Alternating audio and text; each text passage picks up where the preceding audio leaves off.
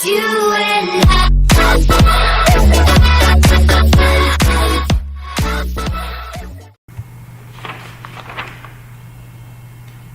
बिस्मिल्लाहिर्रहमानिर्रहीम।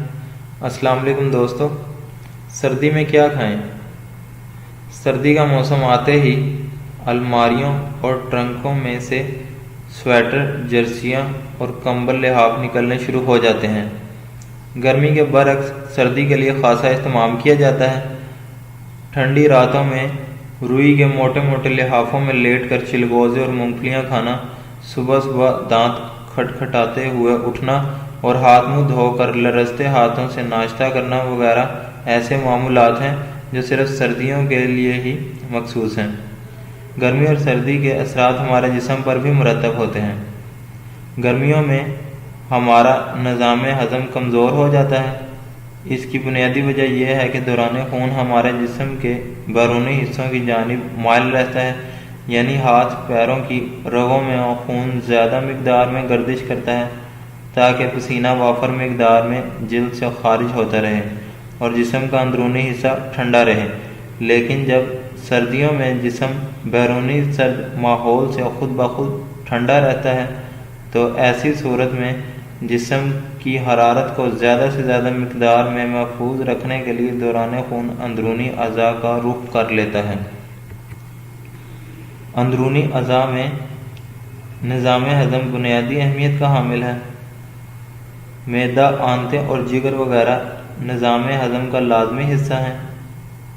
अंदरूनी अज़ा में दौरान खून ज़्यादा हो जाने की वजह से निज़ाम हज़म ताकतवर हो जाता है, जिसकी बदौलत शकील से शकील चीज़ें भी बखूबी हज़म होने लगती हैं और बदन को ताकत और तवानाई मिलने लगती है। निज़ाम हज़म की बेदारी। सर्दी निज़ाम हज़म की बेदारी का मौसम है। इस मौसम में आप ज़्यादा काम कर सकते हैं क्योंकि निज़ाम हज़म हमें भरपूर तवानाई फराहम करता है। जब आप हिम्मत करके जिस्म को हरकत देते हैं तो गर्मी के मुकाबले में ज़्यादा मुस्तैदी से काम करने को दिल चाहता है।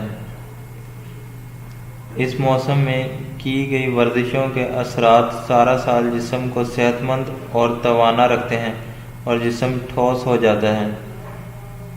जब आप ये जानते हैं कि सर्दी के मौसम में ज़्यादा मेहनत, मशक्क़त और दौड़ धूप की जा सकती है तो फिर आपको ये मालूम होना चाहिए कि कैसी ग़ज़ा खाई जाए जो जिस्म को मुसलसल तवानाई फराहम करती रहे।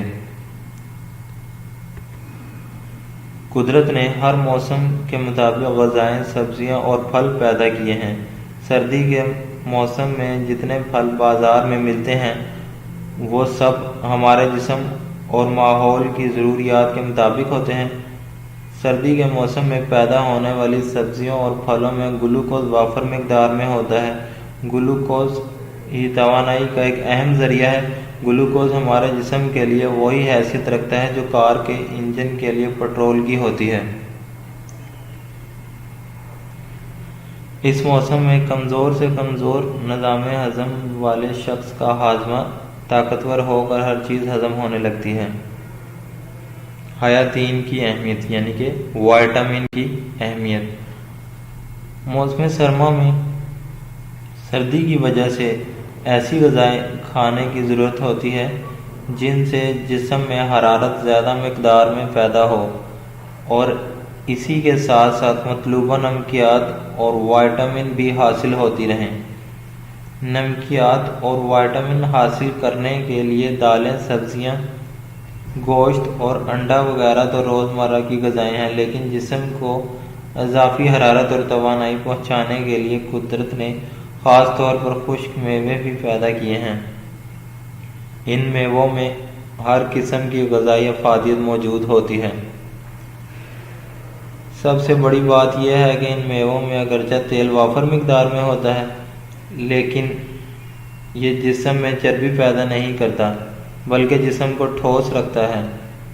इसके अलावा इनमें रेशेदार अज्जा भी होते हैं जो आंतों से फजला खारिज करने की तहरीक पैदा करते और कब्ज़ ख़त्म कर देते हैं। मौसम सरमा की सब्जियों میں وٹامن ای کافی مقدار میں ہوتی ہے۔ وٹامن نظام تولید کی صلاحیت برقرار رکھنے کے لیے بہت ضروری ہے۔ جن افراد کی غذا میں وٹامن ای کی مقدار کم ہوتی ہے انہیں خون کے سرخ خلیات کی بیماری لاحق ہو جاتی ہے۔ یہ وٹامن بڑھاپے کو روکنے کے علاوہ جلد کو ملائم اور خوبصورت رکھتی ہے۔ اس کی بدولت اعصاب اور تناسلی غدود توانا رہتے ہیں اور بانجھ پن کی شکایت نہیں ہوتی۔ اس کی کمی سے مردوں اور عورتوں میں قوت تولید کم ہو جاتی ہے۔ اس وٹامن کے قدرتی ذرائع میں گندم، سلاد، آلو، بند گوبھی، چقندر، گاجر، بادام، اخروٹ، پستہ، تل، خوبانی، ناریل، مونگ پھلی، انڈا، مچھلی، دودھ اور مکھن شامل ہیں۔ اخروٹ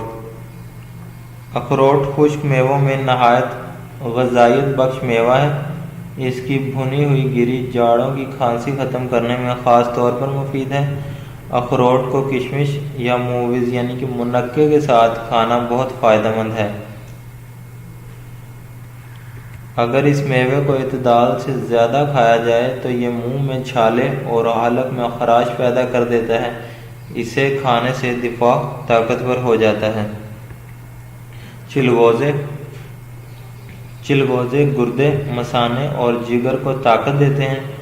سردیوں میں چلغوزے زیادہ کھانے سے پیشاب بار بار آنے کی شکایت سے نجات مل جاتی ہے۔ اس کے کھانے سے جسم میں گرمی پیدا ہوتی ہے اور سردی کا اثر بہت کم ہو جاتا ہے۔ چلغوزے کھانا کھانے کے بعد کھانے چاہیے، کیونکہ کھانے سے پہلے انہیں کھایا جائے تو بھوک ختم ہو جاتی ہے۔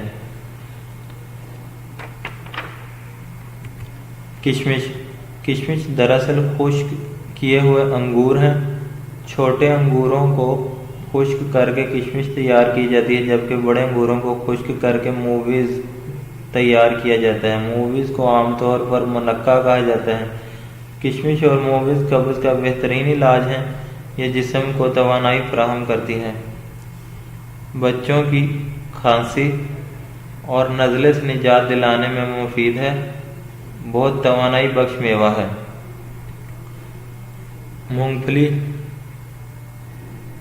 مونگ پھلی سستا اور لذیذ میوہ ہے۔ نمک لگی مونگ پھلی ہر موسم میں رغبت سے کھائی جاتی ہے، لیکن جاڑوں کے موسم میں تو طبیعت مونگ پھلی کی جانب خصوصیت سے مائل ہو جاتی ہے۔ اس میں تیل کافی مقدار میں ہوتا ہے، لیکن آپ خواہ کتنی بھی مونگ پھلی کھا جائیں، اس کے تیل سے آپ کا وزن نہیں بڑھے گا۔ اسے خالی پیٹ نہ کھائیں ورنہ بھوک ختم ہو جائے گی۔ پستے میں بھی روغن کافی مقدار میں ہوتا ہے۔